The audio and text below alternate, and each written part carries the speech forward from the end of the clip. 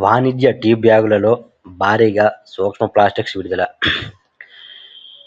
వాణిజ్య టీ బ్యాగుల వినియోగం కారణంగా లక్షల సంఖ్యలో నానో ప్లాస్టిక్స్ విడుదలవుతున్న తీరును స్పానిష్ శాస్త్రవేత్తలు వెలుగులోకి తెచ్చారు.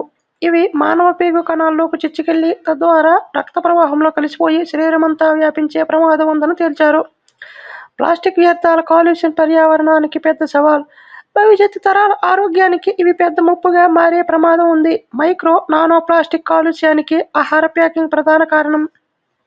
శ్వాస, ఆహారం ద్వారా ఇవి మనుషుల్లోకి వెళుతుంటాయి. ఈ నేపథ్యంలో బార్సిలోనా విశ్వవిద్యాలయ శాస్త్రవేత్తలు వాణిజ్యపరంగా అందుబాటులో ఉన్న పలు రకాల టీ బ్యాగుల్లోని సూక్ష్మ, నానో ప్లాస్టిక్స్ల తీరుతెన్నులను పరిశీలించారు. నైలాన్ 6, పాలీప్రోపిలీన్, సెల్యులోజ్ వంటి పాలిమర్లతో తయారైన కొన్ని టీ బ్యాగులపై పరిశోధన జరిపారు. వీటి సాయంతో టీ కలిపేటప్పుడు భారీ స్థాయిలో నానో రేణువులు, పోగులు విడుదలైనట్లు గుర్తించారు. పాలీప్రోపిలీన్ మిల్లీలీటరుకు 120 కోట్ల రేణువులు విడుదల చేస్తున్నట్లు గుర్తించారు. ఈ ప్లాస్టిక్ రేణువులు మానవుల్లోని భిన్న రకాల పేగు కణాల్లో ఉంచి పరిశీలించారు. వీటిలో మ్యూకస్ను ఉత్పత్తి చేసే కణాలు సూక్ష్మ, నానో ప్లాస్టిక్లను ఎక్కువగా శోషించుకుంటున్నట్లు తేలింది.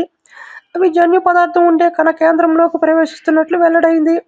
దీనివల్ల మానవ ఆరోగ్యంపై దీర్ఘకాలంలో పడే ప్రభావాన్ని వెలుగులోకి తీసుకురావడానికి మరిన్ని పరిశోధనలు అవసరమని శాస్త్రవేత్తలు తెలిపారు.